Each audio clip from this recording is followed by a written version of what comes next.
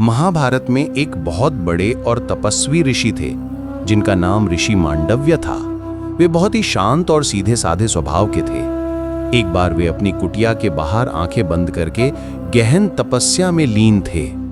उसी समय कुछ लुटेरे राजमहल से चोरी करके भाग रहे थे। पीछे पीछे राजा के सिपाही उनका पीछा कर रहे थे।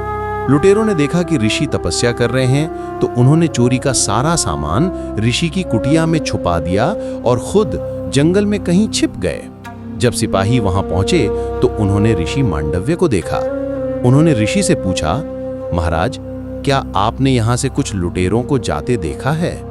ऋषि मांडव्य अपनी तपस्या में इतने लीन थे कि उन्होंने कोई जवाब नहीं दिया। सिपाहियों को शक हुआ तो उन्होंने कुटिया की तलाशी ली और वहां छुपाया हुआ सारा सामान बरामद कर लिया। सिपाहियों ने समझा कि ऋषि भी लुटेरों के साथ मिले हुए हैं। वे उन्हें बांधकर राजा के पास ले गए। राजा ने बिना सोचे समझे ऋषि को सूली पर चढ़ाने का आदेश दे दिया। ऋषि मांडव्य को सूली पर चढ़ा दिया गया, लेकिन उनकी तपस्या की शक्ति इतनी ज्यादा थी कि सूली उन्हें भेद नहीं पाई। ऋषि कई दिनों तक सूली पर ऐसे ही रहे। राजा को जब पता चला तो वो बहुत शर्मिंदा हुआ। उसने तुरंत ऋषि को सूली से उतारा और अपने किए की माफी मांगी। ऋषि मांडव्य राजा से नाराज नहीं हुए, बल्कि सीधे धर्मराज के पास पहुंचे।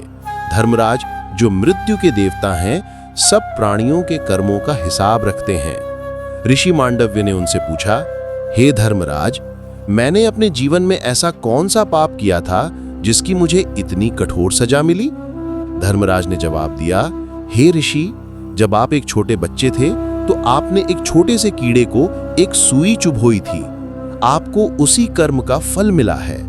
यह सुनकर ऋषि मांडव्य ने क्रोध में कहा, हे धर्मराज, किसी भी बच्चे को उसके बचपन में किए गए अनजान पाप का फल नहीं दिया जाता है, और आपने मुझे मेरे बचपन के एक छोटे से कर्म के लिए इतनी बड़ी सजा दी है। मैं आपको श्राप देता हूं कि आप इंसान के रूप में जन्म लेंगे।